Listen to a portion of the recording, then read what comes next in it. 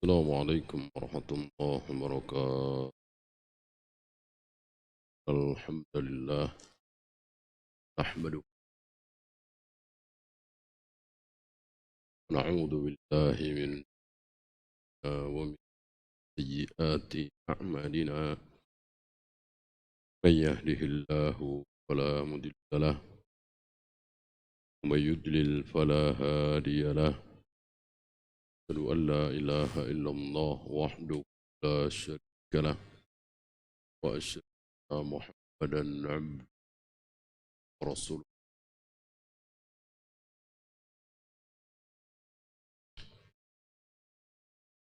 Kita sampai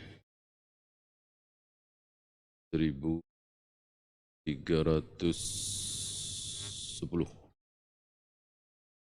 hadis ke-1310.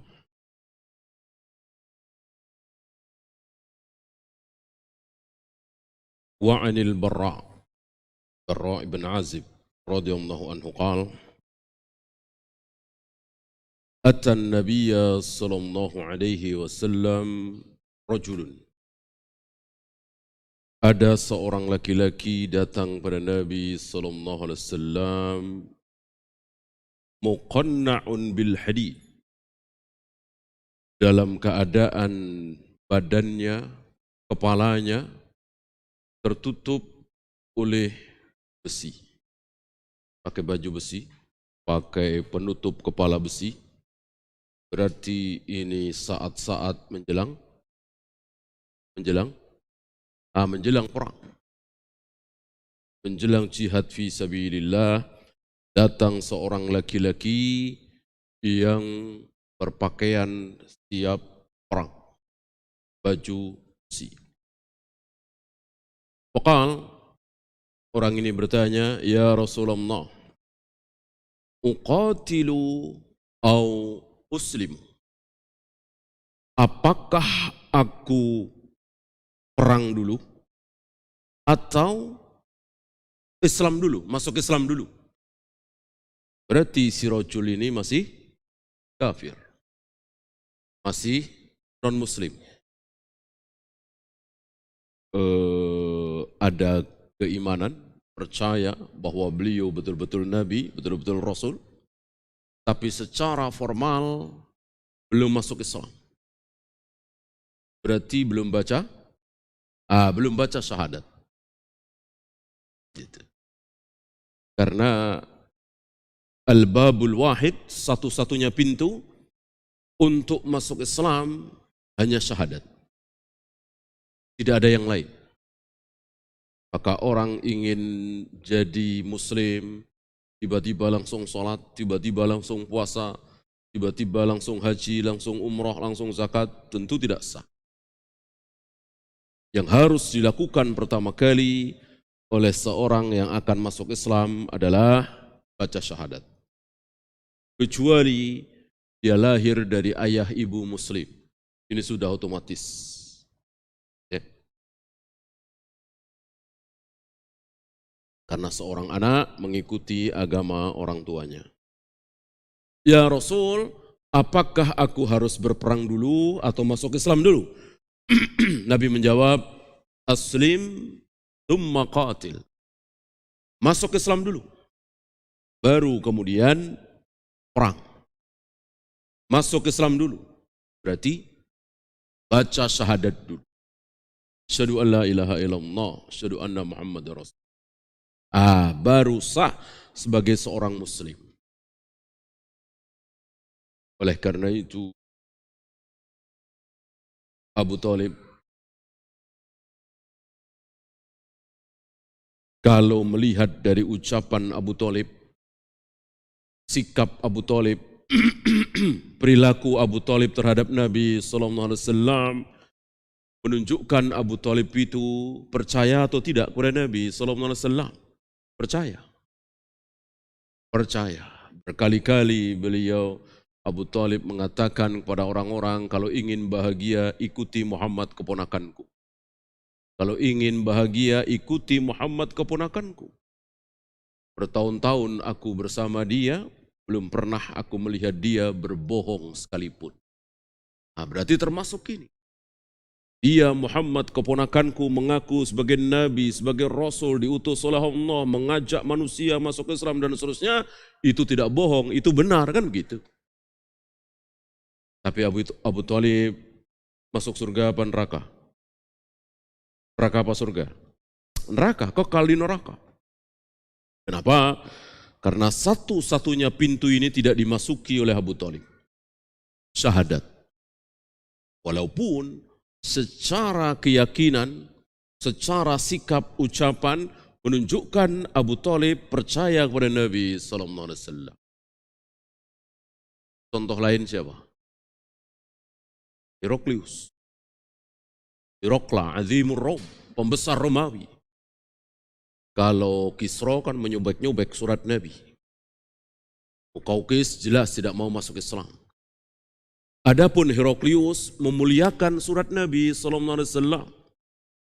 Dan ketika berhadapan dengan Abu Sufyan bertanya tentang keadaan Nabi sallallahu alaihi wasallam, setiap kali Abu Sufyan menjawab pertanyaan dengan jujur, maka Heraklius membela Nabi sallallahu alaihi wasallam. Ketika Abu Sufyan mengatakan kebanyakan pengikut dia adalah orang-orang miskin, para budak, Heraklius langsung berkomentar, begitulah para nabi, para rasul terdahulu. Kebanyakan pengikutnya di awalnya adalah orang-orang miskin, para budak. Membenarkan. Lalu ditanya, apakah sebelum dia ada di Mekah mengaku sebagai nabi, sebagai rasul? Dijawab dengan jujur oleh Abu Sufyan, tidak ada. Langsung dikomentari oleh Heraklius, kalau ada pendahulunya berarti dia cuma ikut-ikutan. Ini tidak ada pendahulunya. Ratusan tahun tidak ada di Mekah orang yang mengaku saya nabi, saya rasul. Tiba-tiba ada seorang laki-laki mengatakan aku nabi, aku rasul, mendapatkan wahyu dari Allah, maka dia tidak bohong. Gitu. Nah, kemudian ditanya lagi bagaimana peperangan antara kalian, kafir Quraisy.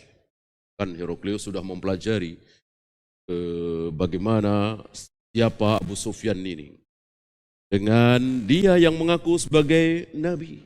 Dijawab, kadang kami menang, kadang kami kalah. Kadang dia menang, kadang dia kalah.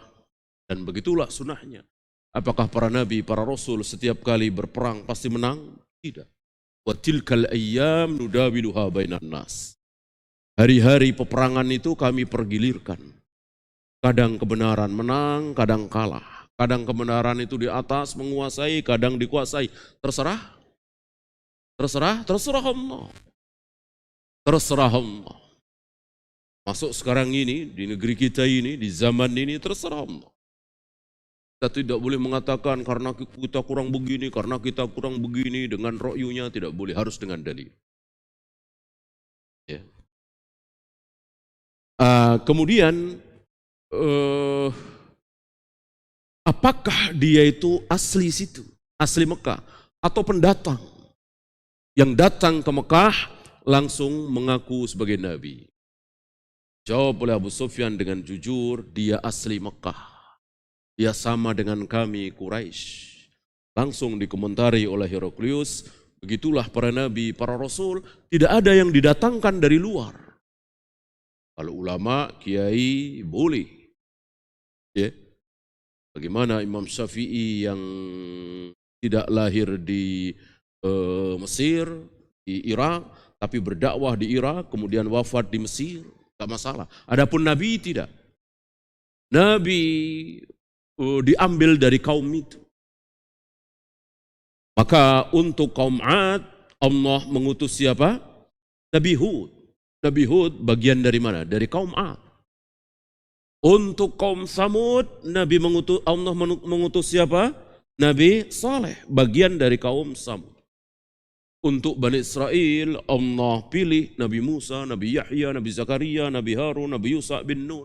Semuanya Bani Israel. Termasuk Nabi Muhammad SAW tidak didatangkan, tapi betul-betul satu bangsa, bahkan satu suku dengan Abu Jahal, Abu Lahab, Abu Sufyan dan seterusnya. Terakhir Heraklius mengatakan, wallahi demi Allah, seandainya benar apa yang engkau ucapkan wahai Abu Sufyan tentang diri Muhammad itu, demi Allah kekuasaan dia akan sampai ke tempat yang sedang aku injak kini.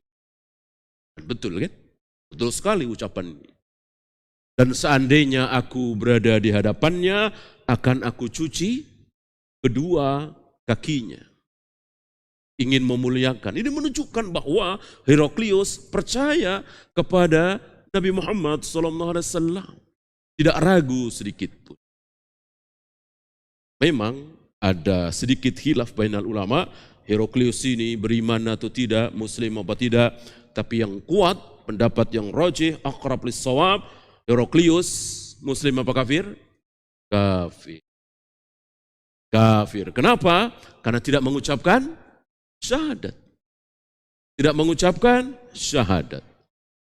Dan peristiwa berikutnya antum tahu bagaimana Heraklius kumpulkan para pendeta, para pastor, para batrik di suatu gedung tertutup. Disitulah Heraklius berusaha untuk mengajak mereka mengikuti Rasulullah SAW. Teriak mereka. Mereka lari.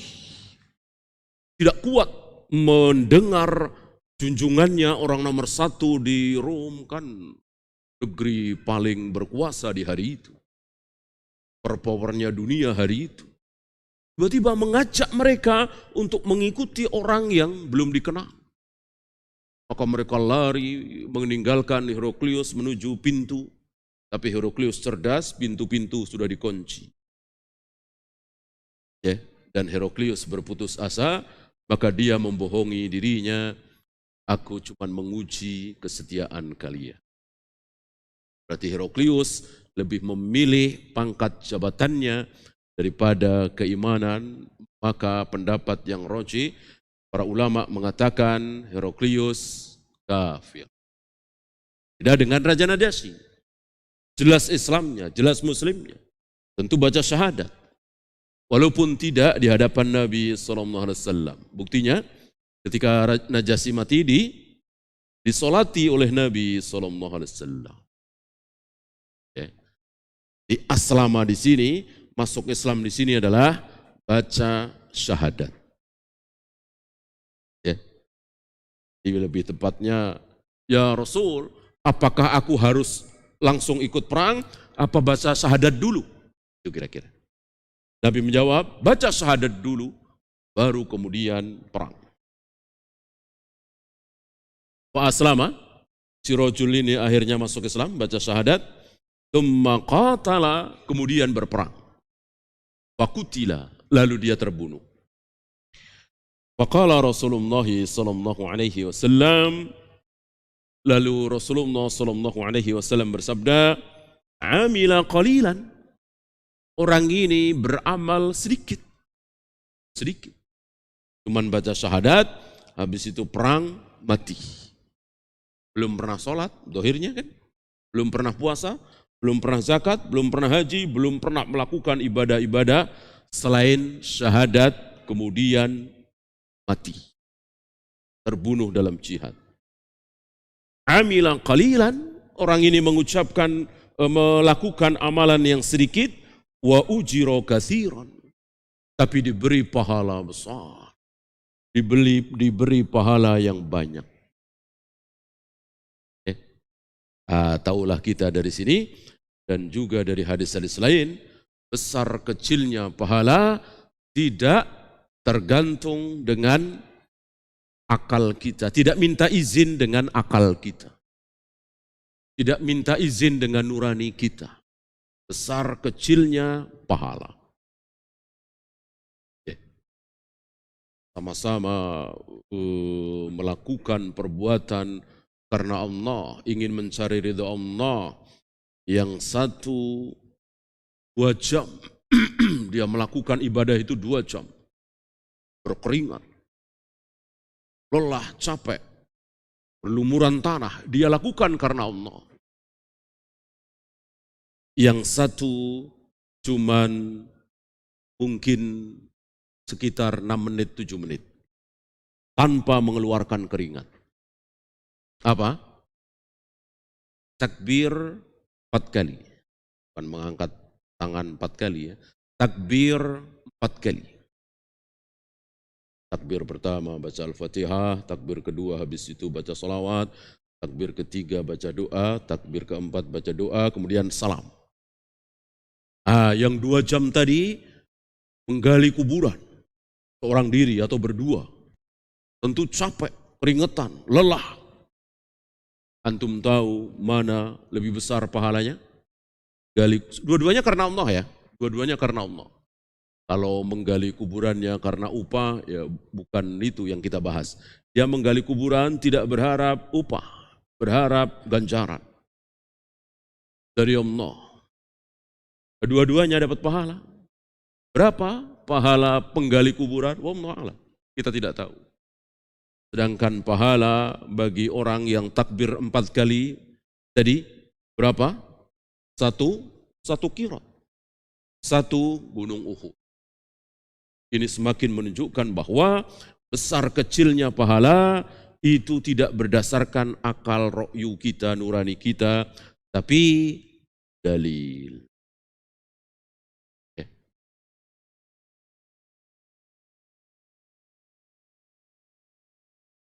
Muttafaqun alaih, sahih Imam Bukhari dan Muslim, fiqhul hadis. Fihi jawazu labsil hadidi wa ma yamna'u min suhulati khulasil a'da ilaih. Bolehnya memakai pakaian besi, baju besi, tutup kepala besi untuk melindungi diri dari serangan musuh dalam berjihad. Wa annahu ghairu munafin li hubbis syahadah. Ini bukan berarti tidak mau, ini bukan berarti tidak suka syahid. Syahid kan harus mati. Berarti dia nggak mau syahid. Ya, pakai baju besi segala, pakai penutup kepala besi. Ngapain? Berarti dia tidak menyukai mati syahid. Bukan seperti itu. Inilah gunanya beragama, gunanya memahami Al-Quran dan Sunnah, pakai contoh Rasul dan para sahabat. Lihat contoh Rasul dan para sahabat. Manusia yang paling menyukai syahid adalah Rasul dan para sahabat. Tapi Rasul punya baju besi.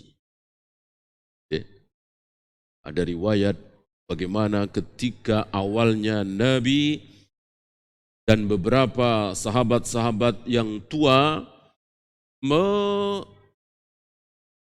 menghendaki menunggu kafir Quraisy itu di Madinah saja.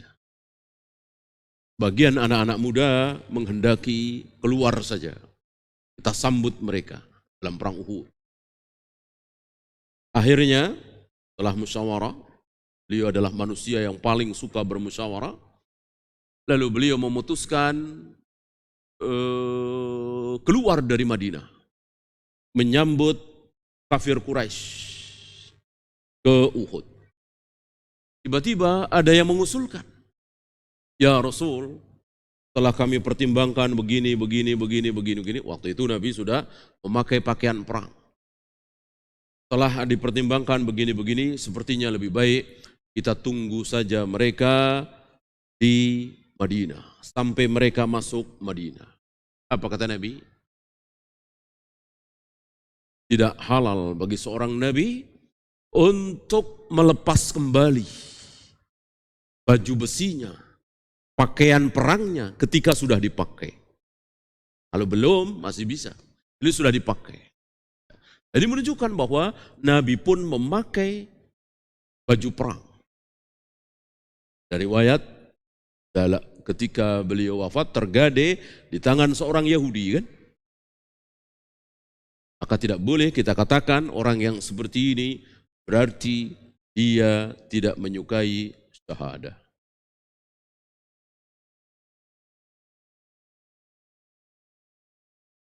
Man amila amalan zahiruhus salah qabla islamihi. Barang siapa yang melakukan amalan yang zahirnya itu amal baik, jihad, tolong orang, sedekah dan seterusnya. Qabla islamihi, tapi dia belum masuk Islam, belum baca syahadat, kafir, non-muslim. Wa mata, lalu dia mati, lam yuktab lahul ajru. Tidak ada pahala bagi dia. Tidak ditetapkan, tidak ditulis pahala bagi dia. Sebaik apapun amal dia. Mana kita tidak bersyukur ya. Sementara jutaan manusia, ratusan juta manusia, sedekah, tolak. Nolong orang, tolak. Berbuat baik, tolak. Menyantuni fakir miskin, semuanya ditolak. Karena mereka masih non-muslim.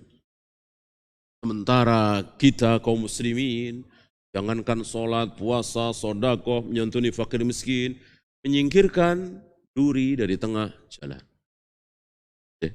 Ada orang yang bolak-balik ke surga, menikmati hidangan surga, kenikmatan surga, hanya gara-gara menyingkirkan gangguan dari tengah. Ada lagi pelacur yang berzina mungkin ratusan kali, diampuni oleh Allah hanya gara-gara memberi minum seekor kencing. Siapa dia? Muslim, muslimah. Betapa bersyukurnya kita menjadi seorang muslim. Kemudian al-Islamu muqaddamun ala nusratil muslimin. Islam itu mendahulukan, menolong kaum muslimin. Jadi Islam itu didahulukan, masuk Islam itu didahulukan daripada bantu kaum muslimin. Artinya begini, kalau kita ditawari oleh seseorang, saya mau masuk Islam, misalnya dia Hindu atau Buddha ya, saya mau masuk Islam, habis masuk Islam, udah, saya mau ibadah saja, gak mau ikut-ikutan nyumbang pembangunan masjid ini misalnya. Sementara kita sedang sibuk-sibuknya cari dana untuk bangun masjid, masih ratusan juta lagi. Ya.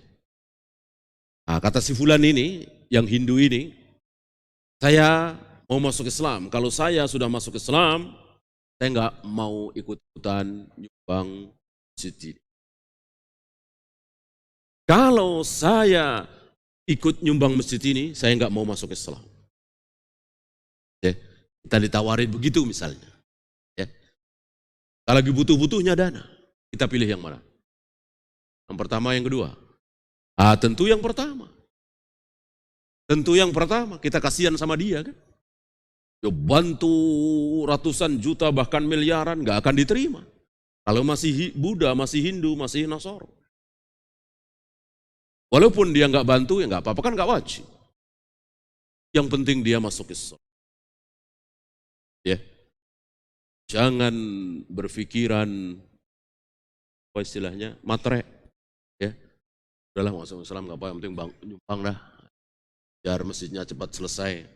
Ya, ini tentu pikiran yang jahil. Yang benar, nggak apa-apa nggak nyumbang. Yang penting masuk Islam.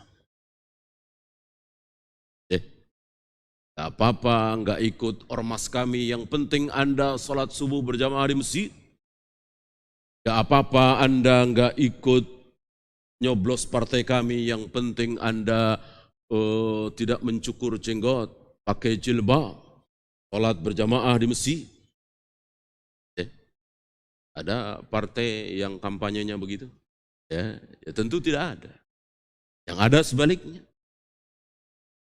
Tahlilan silahkan, muludan silahkan, nggak muludan nggak apa-apa. Masalah sepele itu mah.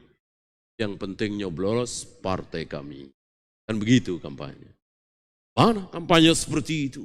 Lalu kita berharap kebaikan Islam, dakwah Islam, berkibarnya Islam dari prinsip seperti itu. Prinsip yang sangat-sangat buruk.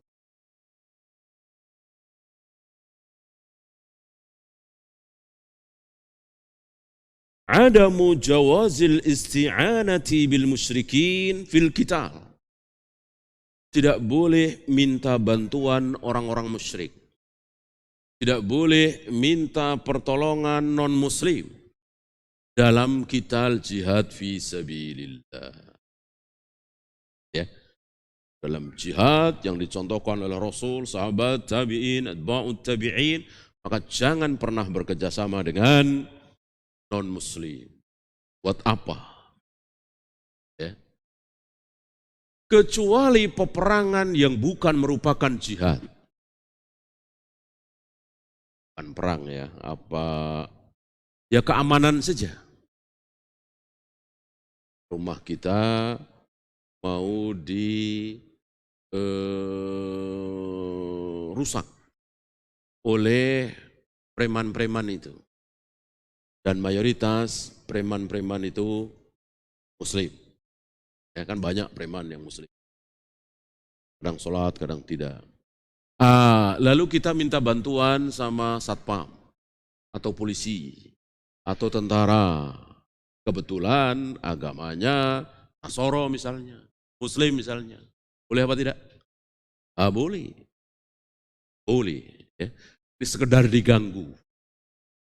Barangkali ini fatwa yang keluar dari Syekh bin Baz waktu itu ketika Saudi diserang oleh mana dulu? Tahun 90-an oleh Irak, Saddam Hussein ya. Saudi minta bantuan sama Amerika. Ini kan bukan masalah jihad yang sedang kita bahas. Ya. Memang kezaliman seandainya betul Irak mau mencaplok Saudi, mau mengambil Saudi setelah Kuwait waktu itu, ya kan? Ya mirip seperti tadi lah. Ya. Adapun di hadis ini kan betul-betul jihad fisabilillah. Jadi Islam itu yang aktif mendatangi negeri-negeri kufar untuk dakwah supaya mereka masuk Islam. Kok dibantu oleh non-muslim? Ya jangan. Adapun contoh kasus Saudi yang mau diserang oleh Irak, ya seperti tadilah kira-kira. Banyak dari kaum Hizbiyin, Harakiyin tidak paham kaidah ini. Maka mereka mencaci maki Saudi, menjelek-jelekkan Saudi dan seterusnya.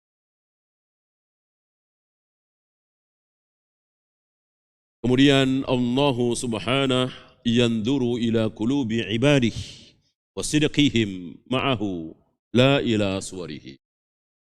Allah Subhanahu wa taala melihat hati para hamba.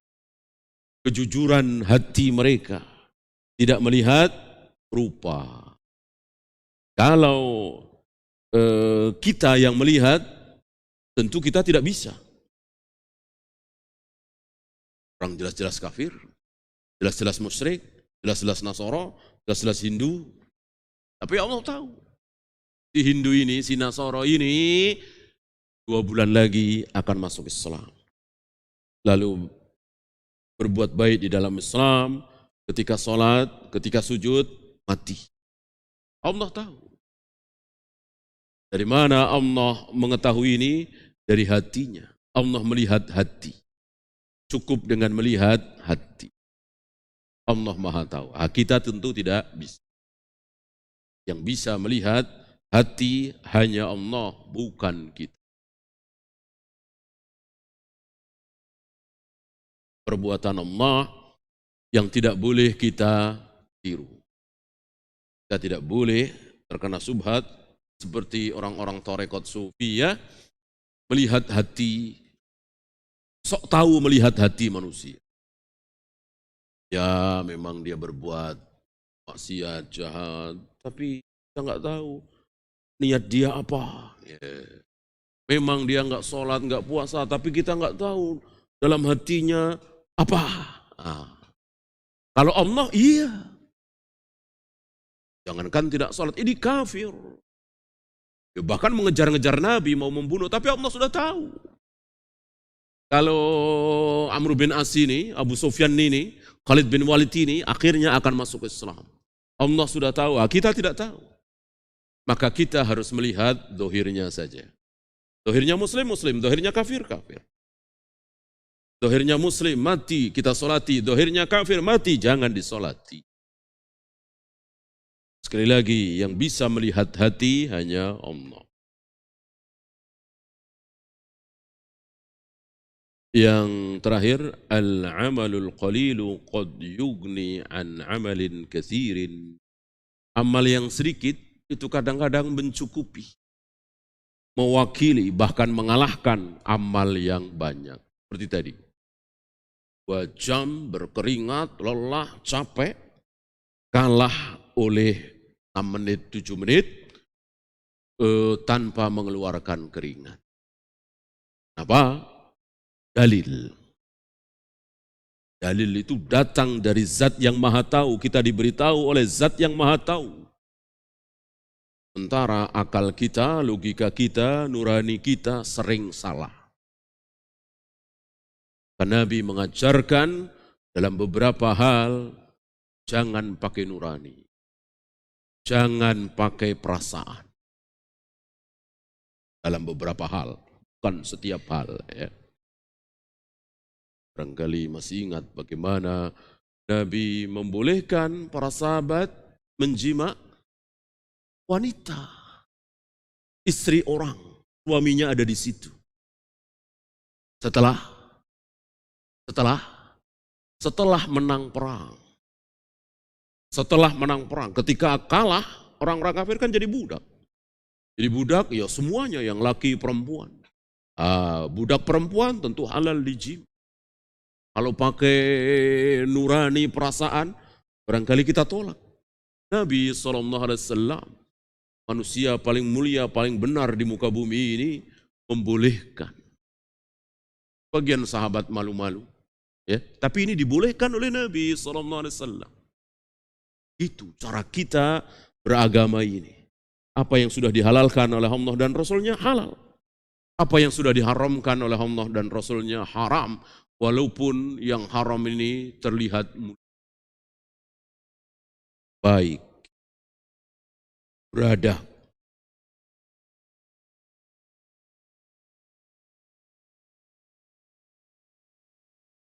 Kita lanjutkan 13-11.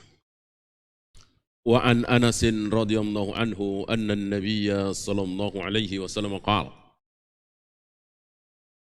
ma ahadun yadkhulul jannata yuhibbu an yarji'a ila dunya. Tidak ada orang yang sudah masuk surga lalu dia ingin kembali ke dunia. Walahu ma 'alal ardi min syai', dan dia mendapatkan apa yang ada di muka bumi ini. Pengen balik lagi, tidak ada. Kalau sudah masuk surga, pengen balik lagi ke dunia, karena di dunia dulu dari raja, jadi presiden, jadi menteri, jadi konglomerat. Tidak ada. Illa syahid, kecuali orang yang mati syahid. Untuk yang satu ini, untuk orang yang mati syahid ini, ketika dia masuk surga, dia ingin kembali lagi ke dunia. Ngapain? Yatamanna ayyarji'a ila dunya. Dia bertamanni, berangan, akan tidak mungkin terjadi. Berangan. Alangkah indahnya, alangkah senangnya, alangkah bagusnya kalau aku bisa kembali lagi ke dunia. Fayuqtala asyara marrat. Ngapain kembali lagi ke dunia? Berjihad lagi. Lalu mati syahid lagi, terbunuh 10 kali. Ingin terbunuh dalam jihad lagi. Ingin syahid lagi, 10 kali terbunuh. Kenapa? Lima yara minal karamati. Karena melihat kemuliaan yang begitu besar yang Allah berikan kepada dia. Wa fi riwayatin lima yara min fadlis syahadah. Karena dia telah melihat keutamaan syahadah itu. Sudah dilihat. Ini kita belum ada yang melihat. Para sahabat waktu itu, para tabi'in, atba'ut tabi'in, ketika mereka masih hidup, belum ada yang melihat. Ketika mereka sudah betul-betul melihat, kan beda. Walaupun kita yakin sekali, walaupun kita pingin sekali, seolah di depan mata kita, tetap beda dibandingkan dengan kita melihat langsung. Al-khabaru laisa kal-ma'an. Khabar itu tidak sama dengan melihat langsung. Kalimat ini diucapkan oleh Nabi SAW ketika Nabi Musa biasa-biasa saja. Ya marah tapi bisa menahan diri. Ketika dikabari oleh saudaranya Harun bahwa banyak Bani Israel yang menyembah anak sapi karena subhat si Samiri. Ini sepulang Nabi Musa dari Bukit Tursina menghadap Allah. Di perjalanan itu dijemput oleh Nabi Harun dan dikhabari seperti marah Nabi Musa tapi masih bisa menahan diri. Begitu jalan, betul melihat. Tadi sudah dikasih tahu, sekarang melihat. Berapa ratus, berapa ribu Bani Israel dipimpin oleh Samiri menyembah anak sapi. Langsung lauk yang ada tulisan Taurat dibanting oleh Nabi Musa, jenggotnya Nabi Harun dipegang. Marah Nabi Musa, ghadban lillah. Dia menunjukkan apa? Khabar itu tidak sama dengan melihat langsung. Oleh karena itu, kalau kita dikabari bahwa saudara-saudara kita dibantai, saudara-saudara kita disakiti, mari kita bantu, cukup. Cukup. Kita kumpulkan uang, kita bantu saudara-saudara kita. Tidak perlu? Tidak perlu? Tidak perlu melihat pembantaiannya. Tidak perlu, ini aib kaum muslimin, aurat kaum muslimin tidak boleh dipertontonkan.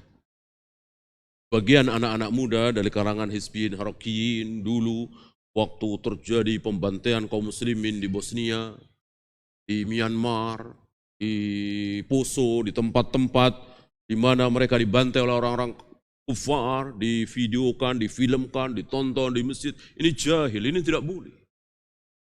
Apa iya hati kaum muslimin itu begitu kerasnya matinya untuk nyumbang saja mesti disuruh nonton dulu kaum muslimin dibantai, diinjak-injak, perutnya disobek, dari kaum muslimah yang hamil bayinya diambilkan, begitu kekejian Serbia terhadap kaum muslimin Bosnia waktu itu, ya kan?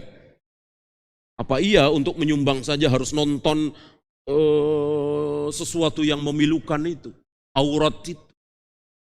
Maka jelas ini tidak benar. Ya, cukup dikhabari saja, insya Allah kaum muslimin akan menyumbang, akan mendoakan tentu, yang bisa bantu.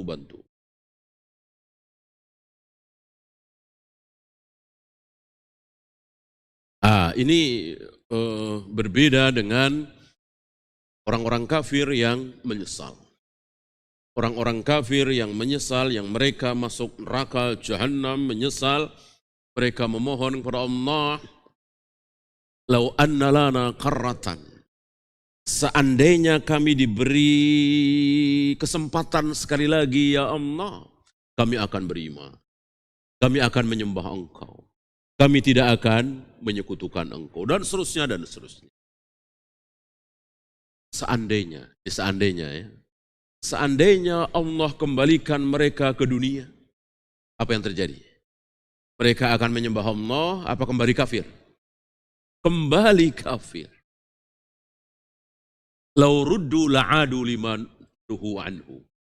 Allah Maha tahu, Allah mengatakan, seandainya model manusia kafir seperti ini, Fir'aun misalnya, Jahal Abu Lahab misalnya, yang nangis-nangis di Jahannam, mohon kepada Allah supaya dikembalikan lagi ke dunia untuk memperbaiki diri, beriman, menyembah Allah dan seterusnya. Lalu Allah kembalikan lagi ke dunia, ternyata Abu Jahal akan kembali seperti Abu Jahal, Abu Lahab akan kembali seperti Abu Lahab musuh Nabi SAW, Fir'aun akan kembali seperti Fir'aun musuh Nabi Musa SAW. Inilah dalil, inilah firman Allah, yang berbeda dengan logika kita barangkali. Kalau logika kita nggak mungkin lah. Orang sudah melihat langsung, sudah merasakan langsung Jahannam, sudah dijanjikan. Masa sih mau kembali kafir lagi? Itulah akal. Itulah logika kita. Yang harus dikalahkan oleh dalil. Dalil mengatakan bahwa orang yang model seperti ini ketika dikembalikan akan kafir lagi. Nah, disinilah kita tidak boleh sombong, gegabah, bahwa kebenaran yang kita jalani ini insya Allah Islam yang kita yakini, sunnah yang kita gigit dengan gigi geraham selama ini, itu semata-mata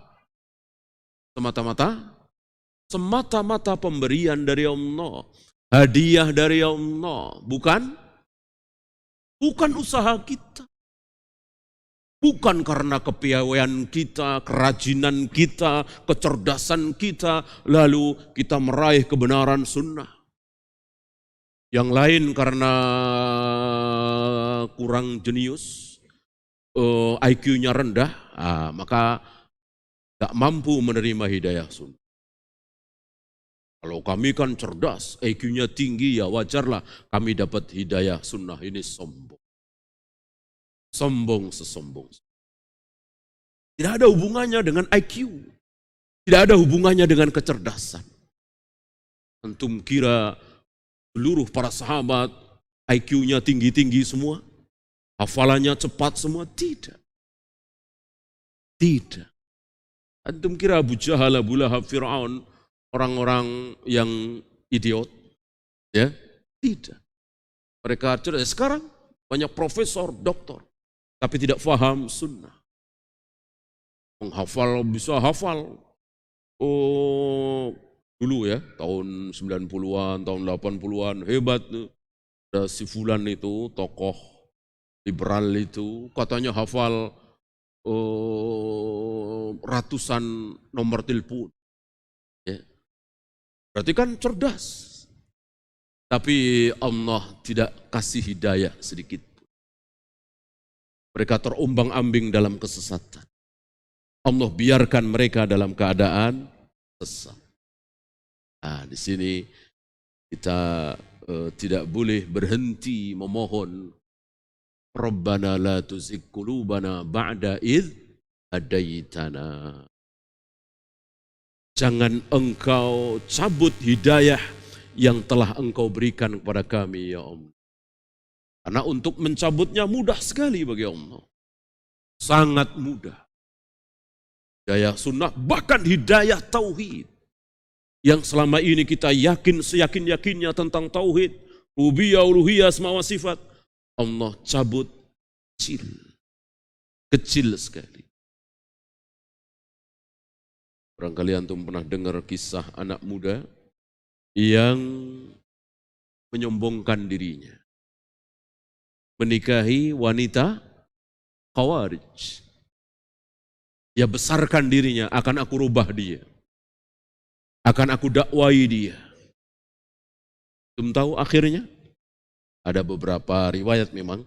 Salah satu riwayat adalah si anak muda ini terpengaruh oleh istrinya yang Khawarij. Cantik sekali istrinya, si anak muda ini dengan mengandalkan ilmunya ingin mendakwai istrinya, yang terjadi sebaliknya. Maka dalam masalah hidayah, jangan coba-coba, karena tidak bisa diusahakan. Beda dengan hafalan. Hafalan bisa diusahakan. Ya, tinggal diulang-ulang saja. Satu halaman diulang-ulang, insya Allah lah. Sehari, 2 hari, seminggu, 2, insya Allah hafal. Tapi kalau pemahaman hidayah, bagaimana? Kalau bukan Allah yang memberi, bagaimana? Antum kira profesor, doktor itu enggak mikir? Mikir mereka. Tapi Allah enggak kasih. Hasil fikirnya itu baik. Hasil pemikirannya malah sesat. Kaum falasifah itu. Ya, karena mereka terus berpikir, maka Allah tidak berikan kebaikan, justru keburukan. Ya. Beliau tidak menurunkan fawaid dari hadis ini karena pengulangan ya, atau semakna dengan hadis 1209. Ya, itu saja. Tidak ada soal jawab, habis sisa kita akhiri. Subhanakallahumma bihamdika asyhadu an la ilaha illa anta astaghfiruka wa atubu ilaik. Assalamualaikum warahmatullahi wabarakatuh.